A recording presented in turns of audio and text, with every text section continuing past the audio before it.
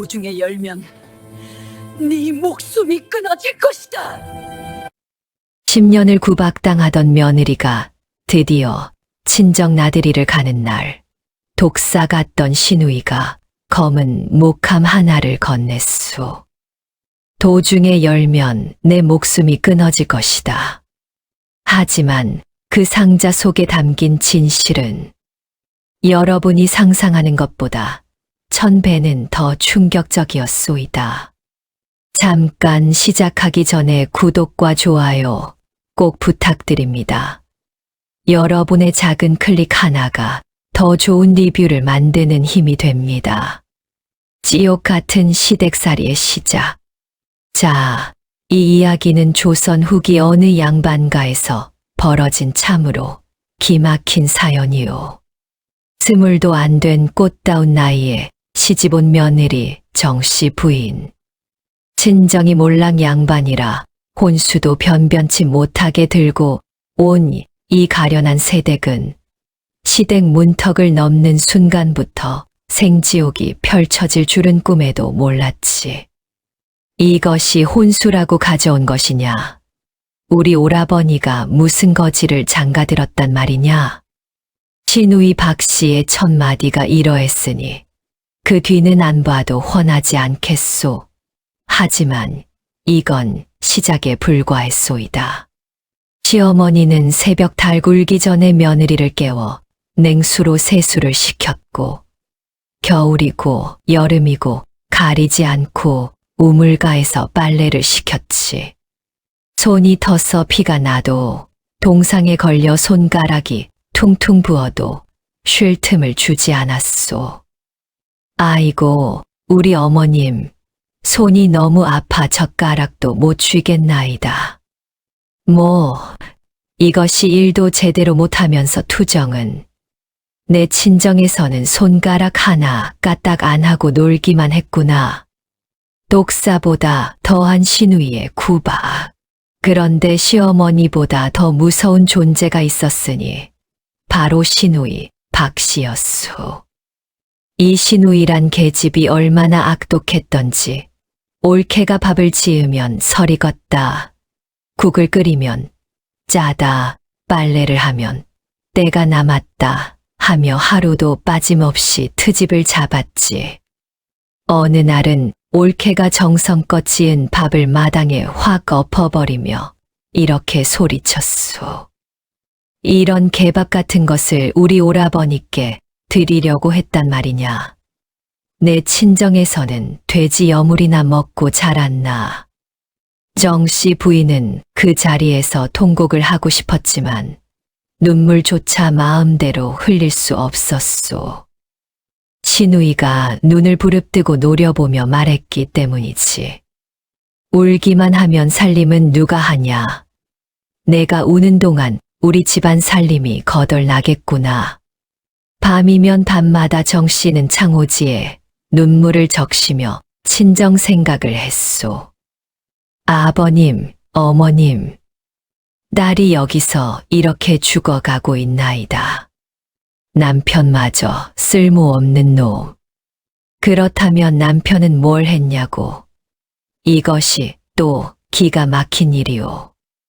정씨의 남편 되는 자는 과거 공부는 팽개치고 날마다 친구들과 어울려 술과 노름판만 기웃거렸지.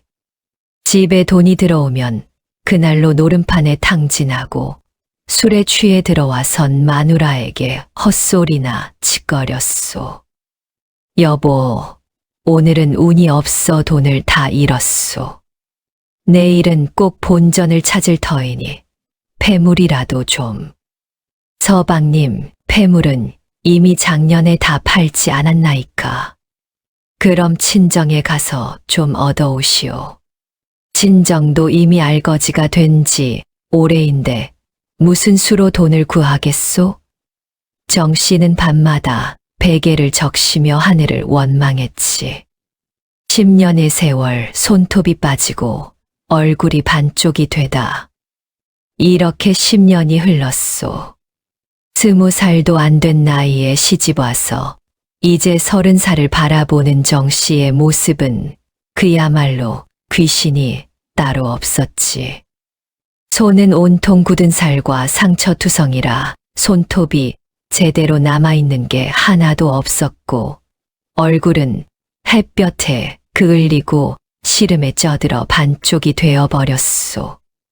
한때 마을에서 꽃처럼 아름답다던 그 처자가 이제는 40 넘은 할멈처럼 보일 지경이었지.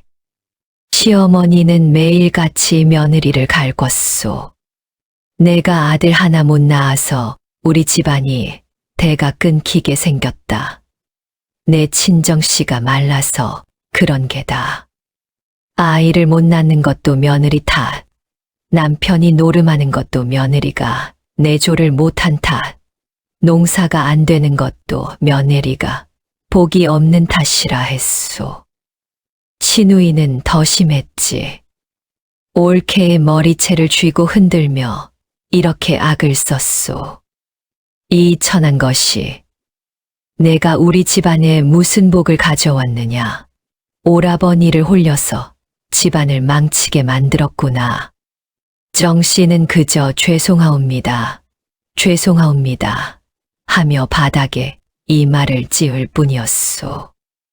갑자기 시어머니가 며느리를 불러 이렇게 말하는 게 아니겠소. 내 친정 아버지가 편찮으시다는 소식을 들었다. 이번 한 번만 다녀오도록 허락하마. 정씨는 귀를 의심했소. 10년 동안 단 한 번도 친정 나들이를 허락하지 않던 시어머니가 이게 무슨 변심인가 싶었지. 하지만 마다할 이유가 있겠소. 정씨는 벌떡 일어나 큰 절을 올렸소. 어머님, 1000만 덕이옵니다. 이 은혜를 어찌 갚사오리까. 그런데 이때 구석에서 지켜보던 시누이 박 씨의 눈빛이 심상치 않게 번뜩였소. 마치 무언가 꿍꿍이가 있는 듯한 그 표정이란. 출발하는 날 아침 정 씨가 허름한 보따리 하나 메고 대문을 나서려는데 시누이가 갑자기 나타났소. 손에는 묵직해 보이는 검은 목함을 들고 있었지. 옳게. 평소에는 이거자, 천한 것 하고 부르던 시누이가 오늘따라 옳게라고 부르니 정 씨는 온몸에 소름이 돋았소. 예. 아가씨, 이 상자를 가져가게. 시누이는 목함을 정 씨의 손에 쥐어주며 입가에 묘한 미소를 띄웠소. 그 미소란 게 어찌나 서늘하던지 한여름인데도 마당에 서리발이 치는 듯 했지. 이것은 무엇이옵니까? 친정에 가져갈 떡이네. 그런데 옳게 잘 들으시게. 시누이는 정 씨의 손목을 꽉 움켜쥐며 눈을 부라렸소. 그 눈빛이 얼마나 무서웠던지 정 씨는 그 자리에서 주저앉을 뻔했지. 이 상자는 절대로 도중에 열어서는 안 되네. 가다가 배고프다고, 궁금하다고 아무 데서나 열면 큰일 나는 줄 아시게. 예. 그러하옵니다만 친정 산소 앞에 가서야 열어야 하네. 그래야 우리 집안에 복이 들어오고 옳게도 무탈하게 살 수 있을 것이네. 만약 도중에 열면. 시누이는 여기서 말을 끊고 정 씨의 귓가에 대고 속삭였소. 옳게나 나나명이 짧아질 줄 알게. 이건 우리 집안 대대로 내려오는 금기이니 절대 어기지 마시게. 정 씨는 온몸이 얼어붙는 것 같았소. 시누이의 그 협박이 단순한 겁주기가 아니라 진짜 무언가 무서운 것이 담겨 있다는 확신이 들었기 때문이지. 이것이 대체 무엇이란 말인가? 혹시 나를 저주하려고 무덤의 흙이라도 담아온 것은 아닐까? 정 씨는 상자를 보물단지 모시듯 품에 안고 수십 리 길을 걷기 시작했소. 그런데 걸으면 걸을수록 이상한 일이 벌어졌지. 상자에서 묘한 냄새가 나는 게 아니겠소. 비릿하면서도 고소하고 말로 설명할 수 없는 기묘한 향취였소. 마치 뭔가가 썩어가는 것 같기도 하고 귀한 약재를 다리는 것 같기도 한 그 냄새. 이것이 정령떡이란 말인가? 떡에서 이런 냄새가 날 리가 없지 않은가? 정씨의 가슴은 방방이지를 쳤소. 걸음을 멈추고 상자를 열어볼까 하다가도 신우이의 그 서슬퍼런 협박이 떠올라 다시 발걸음을 재촉했지. 한 시즌쯤 걸었을까? 정씨의 등에서는 땀이 비 오듯 흘렀소. 상자가 생각보다 무거워서 팔이 떨어질 것 같았지. 떡이 이렇게 무거울 수가 있나? 분명 뭔가 이상하다. 드디어 고갯마루에 올랐소. 여기서 저 아래를 내려다보면 친정 마을이 보이는 곳이었지. 정씨는 잠시 쉬어가려고 큰 소나무 아래에 주저앉았소. 상자를 내려놓으니 팔이 저릿저릿했지. 도대체 무엇이 들었길래 이리도 무겁단 말인가? 조금만 살짝 열어보면 안 되는 것일까? 악마의 속삭임 같은 유혹이 정씨를 사로잡았소. 신우이가 말하기를 친정 산소 앞에서 열라 했는데 산소는 저 아래 보이는 마을에서 한 식경 더 가야 하지 않은가? 그때까지 이 궁금증을 참을 자신이 없구나. 정씨는 사방을 둘러보았소. 다행히 오가는 사람이 하나도 없었지. 조금만, 정말 조금만 들여다보고 다시 닫으면 되지 않겠는가? 신우이가 어찌 알겠는가? 손이 부들부들 떨렸소. 10년 동안 받은 구박이 주마등처럼 스쳐 지나갔지. 만약 이것이 정말 나를 저주하려는 물건이라면 차라리 지금 알고 죽는 것이 낫지 않겠는가? 정씨는 마침내 결심했소. 나무 뒤로 몸을 숨기고 두 손으로 상자 뚜껑을 천천히 들어 올렸지.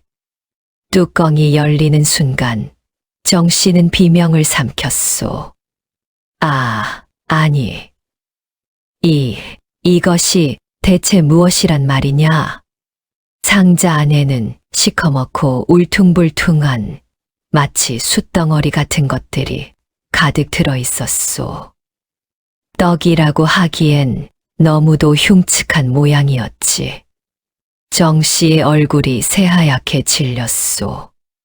이것이 떡이라고. 이건 마치 무덤가에 흙을 뭉쳐놓은 것 같지 않은가? 신우이가 나를 저주하려고 이런 것을 준 개로구나. 손이 부들부들 떨렸소. 그중 하나를 집어들었는데 묵직하기가 바위덩어리 같았지. 이것이 어찌 떡이란 말인가? 돌덩이보다 무겁구나. 정씨는 통곡이 터져 나왔소. 10년을 구박당하더니 이제는 저주까지 받게 생겼으니 이게 무슨 팔자란 말이오. 눈물을 흘리며 정씨는 그 검은 떡 하나를 손에 들고 자세히 살펴보았소. 그래도 이왕 연 것, 안을 한번 들여다보고 죽자. 손톱으로 조심스레 검은 겉껍질을 벗겨내기 시작했지. 보릿가루와 쑥이 섞인 듯한 껍질이 하나둘 벗겨지는데 순간 정씨의 눈이 휘둥그레졌소. 이것이 황금이라니. 검은 떡의 속에서 번쩍이는 황금빛 물체가 드러났소. 순금 가락지였소. 정씨는 떨리는 손으로 황급히 다른 떡들도 껍질을 벗기기 시작했지. 두 번째 떡 엽전 수십 냥이 나왔소. 세 번째 떡, 또 다른 금가락지와 비녀가 나왔소. 네 번째 떡, 은전과 말린 전복이 나왔소. 다섯 번째 떡, 귀한 약재들과 인삼이 나왔소. 정씨는 그 자리에서 기절할 뻔했소. 온몸에서 힘이 쭉 빠지며 땅바닥에 주저앉았지.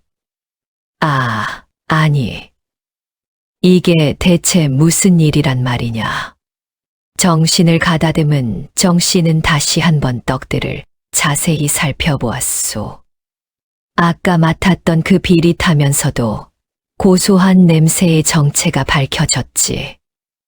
떡 속에 숨겨둔 말린 전복과 약재들이 찌는 과정에서 진액이 나오며 생긴 냄새였던 것이요. 그리고 떡이 유난히 무거웠던 이유도 알게 되었소. 엽전과 금은 보화를 겹겹이 감싼 후 다시 떡으로 싸서 도적들이 봐도 절대 귀한 물건이라고 생각하지 못하게 만든 것이었지. 이것이 신우님의 계략이었단 말인가. 정씨는 떡 하나를 가슴에 꼭 안고 흐느꼈소. 그동안 신우이가 자신을 얼마나 미워하는 줄 알았는데 알고 보니 신우이의 진짜 독한 진심. 정씨는 그제야 깨달았소. 신우이가 10년 동안 자신을 구박한 진짜 이유를. 사실 그 독사 같던 신우이는 오라버니인 남편이 노름으로 가산을 탕진할까봐 10년간 올케와 짜고 치는 고스톱 마냥 구박하는 척하며 뒤로는 재물을 따로 빼돌려 모아왔던 것이요.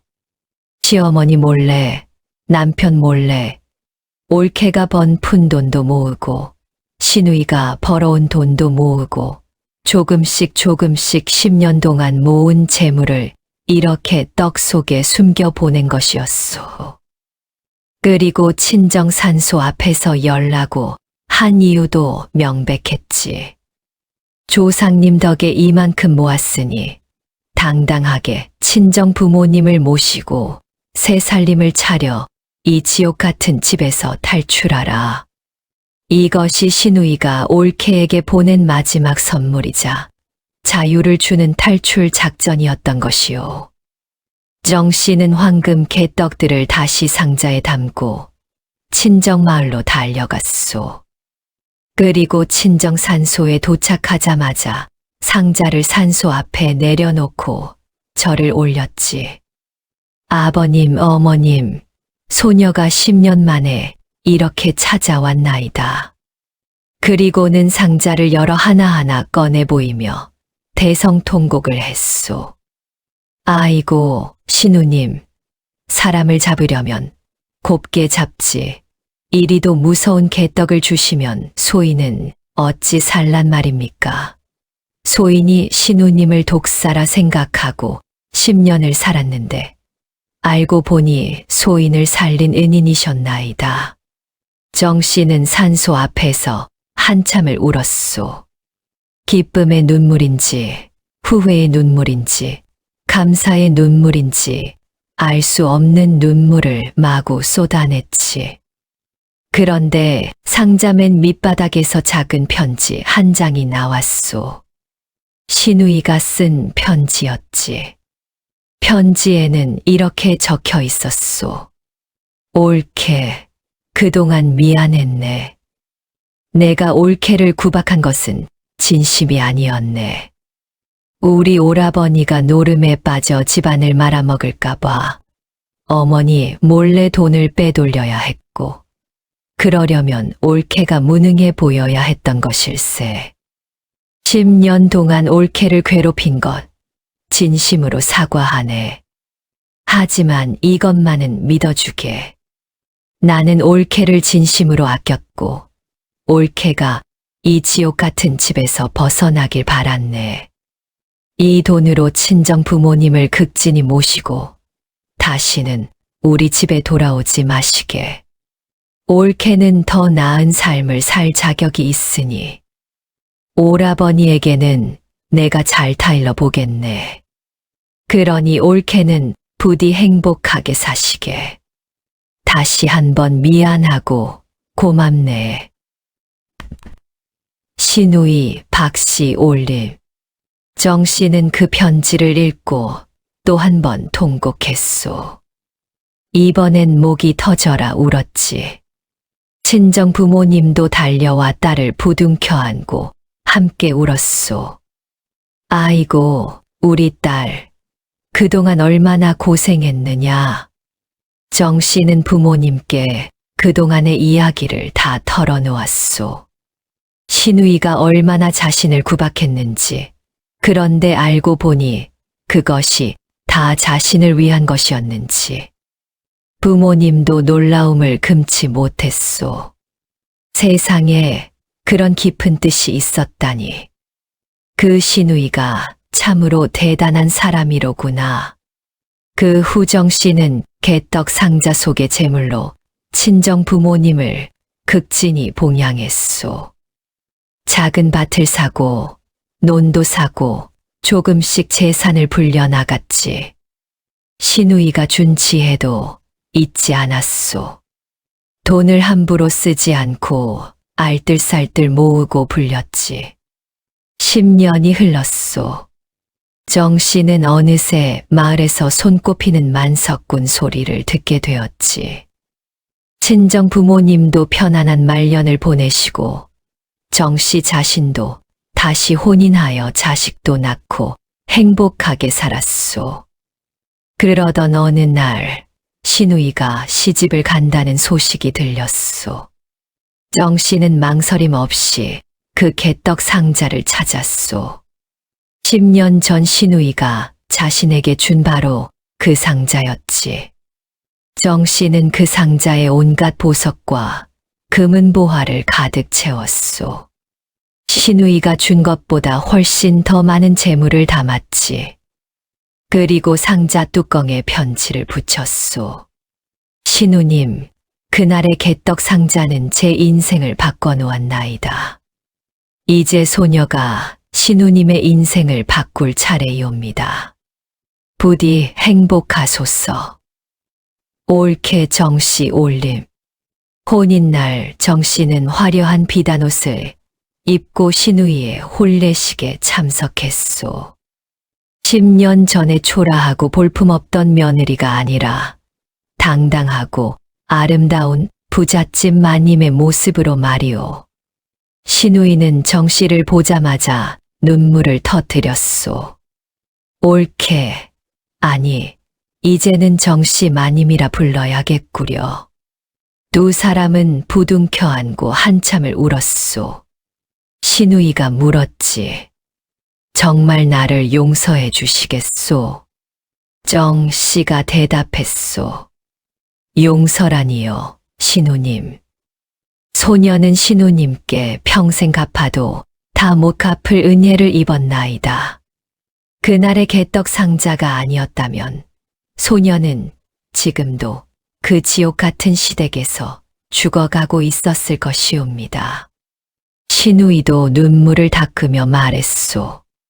올케가 그렇게 잘 되어 있으니 내 마음이 얼마나 기쁜지 모르겠소. 사실 나도 오라버니와 어머니 때문에 얼마나 속이 타들어갔는지. 그런데 정씨가 물었소. 그나저나 서방님. 아니, 오라버님은 어찌 되셨나이까? 신우이의 얼굴이 어두워졌소. 올케가 떠나고 얼마 안 되어 오라버니가 끝내 집안을 말아먹었네. 논밭을 다 팔아 노름빚을 갚고 결국 빈털터리가 되어 머슴살이를 하고 있다네. 그럼 어머님은요? 어머니도 오라버니를 따라 고생하고 계시네. 하지만 이제는 누구도 탓할 수 없지. 자업자득이니까. 정씨는 한숨을 쉬었소. 한때 자신을 그토록 괴롭혔던 시어머니와 남편이었지만 그래도 그들의 몰락이 마냥 기쁘지만은 않았지. 신우이가 정씨의 손을 꼭 잡으며 말했소. 올케, 사실 내가 고백할 것이 하나 더 있네. 무엇이옵니까? 그날 개떡 상자를 줄 때 나는 올케가 분명 도중에 열어볼 줄 알고 있었네. 정 씨가 놀라 물었소. 예, 그럼 왜 그리도 무섭게 협박을 하셨나이까? 신우이가 쓴 웃음을 지었소. 그래야 올케가 더 궁금해할 것이고 결국 열어볼 것이 아닌가. 만약 내가 이 안에 보물이 있으니 친정 가서 쓰시게라고 했다면 올케는 도중에 도적을 만났을 때 어찌했겠는가. 아, 차라리 저주받은 물건처럼 보이게 만들어야 도적들도 무서워서 손대지 않을 것이고 올케도 목숨 걸고 지킬 것이 아닌가. 그리고 친정산소 앞에서 열라고 한 것은 신우이의 눈에서 눈물이 흘렀소. 조상님들께 당당히 보고하라는 뜻이었네. 이제 딸이 다시 태어났다고 말일세. 정 씨는 그제야 모든 것을 깨달았소. 신우이의 계획이 얼마나 치밀했는지를. 첫째, 개떡 모양으로 위장하여 도적들이 탐내지 못하게 했고, 둘째, 무서운 협박으로 정 씨가 목숨 걸고 지키게 만들었으며, 셋째, 도중에 10개끔 유도하여 산속에서 미리 확인하게 했고, 넷째, 친정산소라는 목적지를 정해주어 새로운 시작을 하라는 메시지를 전한 것이었소. 신우님은 정녕 대단하신 분이옵니다. 아니네, 올케. 나는 그저 올케를 구하고 싶었을 뿐일세. 10년 동안 올케가 받은 고통을 생각하면 이 정도는 아무것도 아니지. 정 씨는 하인을 시켜 준비한 개떡 상자를 가져오게 했소. 신우이가 상자를 받아들고는 깜짝 놀랐지. 이것이 그날 내가 준 바로 그 상자가 아닌가. 그렇사옵니다. 신우님께서 소녀에게 주신 그 상자이옵니다. 이제 소녀가 신우님께 돌려드리는 것이옵니다. 신우이가 상자를 열었소. 그리고는 그 자리에서 기절할 뻔했지. 상자 안에는 온갖 보석과 금은 보화가 가득했소. 신우이가 10년 동안 모은 것보다 훨씬 더 많은 재물이었지. 올케, 이것이 대체. 정 씨가 환하게 웃으며 말했소. 신우님, 그날 신우님께서 소녀에게 개떡을 주셨으니 오늘 소녀는 신우님께 보석떡을 드리는 것이옵니다. 이제 신우님께서도 새 삶을 시작하소서. 두 사람은 다시 한번 부둥켜 안고 울었소. 신우이가 흐느끼며 말했지. 올케, 미안하네. 정말 미안하네. 내가 얼마나 올케에게 못되게 굴었는가. 이제 그만하소서, 신우님. 그 모든 것이 소녀를 살리기 위함이었다는 것을 이제는 아옵니다. 혼례식장에 모인 사람들도 두 사람의 사연을 듣고는 모두 눈물을 흘렸소. 신우이와 올케가 이렇게 서로를 아끼는 모습이란 참으로 아름다운 것이었지. 신우이는 그 보석 상자 덕분에 훌륭한 선비에게 시집을 가서 행복하게 살았소. 정 씨도 친정에서 부모님을 모시고 잘 살았지. 두 사람은 1년에 몇 번씩 서로를 찾아가며 우정을 나눴소. 이제는 신우이와 올케가 아니라 진정한 자매처럼 지냈지. 세월이 흘러 정 씨의 딸이 시집갈 나이가 되었을 때 정 씨는 그 개떡 상자를 다시 꺼냈소. 얘야, 이 상자를 잘 간직하거라. 이것은 우리 집안의 보물이란다. 어머니, 이것이 무엇이옵니까? 정 씨는 딸에게 그날의 이야기를 들려주었소. 신우이가 어떻게 자신을 구했는지, 그 개떡 상자가 어떻게 자신의 인생을 바꿨는지를. 딸이 물었소. 그럼 어머니, 이 상자 안에는 이제 무엇이 들어있나이까? 정 씨가 상자를 열어 보였소. 안에는 종이 한 장이 들어있었지. 거기에는 이렇게 적혀 있었소. 진정한 사랑은 때로 미움처럼 보일 수 있고, 진정한 선물은 저주처럼 보일 수 있다. 하지만 시간이 지나면 모든 진실은 드러나는 법. 이 상자를 받는 사람은 그것을 기억하라. 만석군, 정 씨의 교훈. 세월이 더 흘러 정 씨는 나이가 들었소. 하지만 여전히 건강하고 부유하게 살았지. 어느 날 마을 사람들이 정 씨에게 물었소. 마님, 어찌하여 이리도 부자가 되셨나이까? 그 비결이 무엇이옵니까? 정 씨가 대답했소. 비결은 간단하오. 첫째, 겉모습에 속지 말 것. 검은 개떡 속에 황금이 있을 수 있소. 둘째, 사람을 함부로 판단하지 말 것. 독사 같은 신우이가 실은 은인일 수 있소. 셋째, 받은 은혜는 반드시 갚을 것.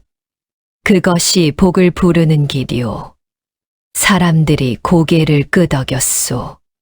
참으로 훌륭한 가르침이옵니다.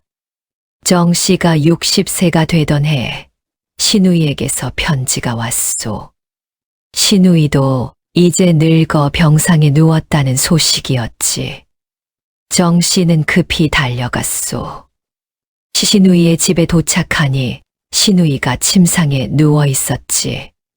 신우님, 옳게. 아니, 정씨 마님. 왔구려. 신우이의 얼굴은 주름이 가득했지만 눈빛만은 여전히 날카로웠소. 신우님, 왜 이리 편찮으시옵니까? 내 수명이 다했네. 하지만 올케를 보니 여한이 없구려. 신우이가 정 씨의 손을 꼭 잡았소. 올케, 내가 마지막으로 부탁 하나만 하겠네. 그 개떡 상자, 대대손손 물려주게. 그리고 우리의 이야기를 후손들에게 전해주게. 진정한 사랑이 무엇인지, 진정한 희생이 무엇인지를. 신우님, 흑흑. 며칠 후 신우이는 편안히 눈을 감았소. 정 씨는 신우이의 장례를 극진히 치러주었지. 그 후로도 개떡 상자는 정 씨 집안의 가보로 대대손손 전해졌소. 상자를 물려받은 후손들은 모두 그 이야기를 듣고 깨달음을 얻었지. 사람을 겉모습으로 판단하지 말라. 진정한 사랑은 때로 가혹해 보일 수 있다. 받은 은혜는 반드시 갚아야 한다. 이 세 가지 교훈을 가슴에 새긴 정 씨의 후손들은 모두 훌륭하게 살았소. 세월이 흘러 이 이야기는 전국으로 퍼졌소. 개떡 상자의 전설이라 불리며 많은 사람들에게 감동을 주었지. 특히 시집살이가 힘든 며느리들에게는 희망의 이야기가 되었고, 시누이들에게는 옳게를 대하는 법을 가르쳐 주는 이야기가 되었소. 어떤 사람들은 말했지. 아, 저런 시누이가 어디 있겠소. 그저 꾸며낸 이야기일 뿐이오. 하지만 어떤 사람들은 반박했소. 아니요. 세상에는 분명 저런 사람들이 있소. 겉으로는 독하지만 속으로는 따뜻한 사람들 말이오. 이 이야기가 우리에게 주는 교훈은 무엇이겠소? 첫째, 사람을 섣불리 판단하지 말라는 것이요. 정 씨는 10년 동안 신우이를 독사라 여겼지만 알고 보니 은인이었소. 둘째, 진정한 사랑은 때로 가혹해 보일 수 있다는 것이요. 신우이의 구박은 사실 정 씨를 구하기 위한 계략이었소. 셋째, 지혜로운 사람은 남들이 모르게 선행을 한다는 것이요. 신우이는 조용히 묵묵히 10년 동안 재물을 모았소. 넷째, 받은 은혜는 반드시 갚아야 한다는 것이요. 정 씨는 신우이에게 받은 것보다 더 많이 돌려주었소. 우리 인생도 그 개떡과 같지 않겠소? 겉으로는 시커멓고 볼품없어 보이지만 속을 들여다보면 황금 같은 가치가 숨어 있는 것이 바로 인생이요. 힘든 시련 속에서도 포기하지 않고 견디면 언젠가는 그 속에 숨겨진 보물을 발견하게 되는 법이지. 정 씨가 10년의 고난을 견딘 끝에 개떡 상자를 받았듯이 우리도 인내하고 견디면 언젠가는 우리의 개떡 상자를 받게 될 것이요. 이 이야기의 백미는 바로 신우이와 올케의 관계 변화요. 처음에는 원수처럼 지내던 두 사람이 결국에는 진정한 자매보다 더 깊은 우정을 나누게 되었소. 이것이 바로 인간관계의 묘미가 아니겠소. 겉으로 드러난 감정만 보고 판단하지 말고 그 속에 숨겨진 진심을 들여다볼 줄 아는 지혜. 그것이 바로 이 이야기가 우리에게 전하는 가장 큰 교훈이요. 사실 이 이야기에는 또 하나의 반전이 있었소. 정 씨가 70세가 되던 해 우연히 옛 시어머니의 무덤을 찾게 되었지. 무덤 앞에서 절을 올리는데 무덤지기 노인이 다가와 말했소. 마님, 혹시 이 무덤 주인을 아시오? 예, 제 옛 시어머니이시옵니다. 노인이 한숨을 쉬며 말했지. 그 양반께서 돌아가시기 전에 하신 말씀이 있소이다. 내 며느리 정 씨에게 전해달라. 내가 그렇게 구박한 것은 며느리를 미워해서가 아니라 딸이 꾸민 계략에 동참하기 위해서였노라. 며느리가 쉽게 친정에 가지 못하게 막아야 딸이 돈을 모을 시간을 벌 수 있었기 때문이라고 하셨소이다. 정 씨는 그 자리에서 무릎을 꿇고 대성통곡했소. 어머님, 소녀가 어머님을 오해했나이다. 어머님도 신우님도 모두 소녀를 위해. 결국 시어머니도 신우이도 모두 정 씨를 구하기 위해 10년 동안 악역을 자처했던 것이요. 이것이야말로 진정한 사랑이 아니겠소. 자, 여러분, 개떡 상자의 이야기는 여기서 끝이요. 검은 개떡 속에 황금이 숨어 있었듯이 우리 인생의 고난 속에도 분명 축복이 숨어 있을 것이요. 독사 같은 신우이가 실은 은인이었듯이 우리를 힘들게 하는 사람들도 어쩌면 우리를 성장시키는 스승일지 모르오. 오늘도 힘든 하루를 보내고 계신 분들께 이 이야기가 작은 위로가 되었기를 바라오. 구독과 좋아요, 알림 설정 잊지 마시고 다음에 더 재미있는 이야기로 찾아뵙겠소이다. 여러분 모두 개떡 속 황금 같은 복을 받으시길.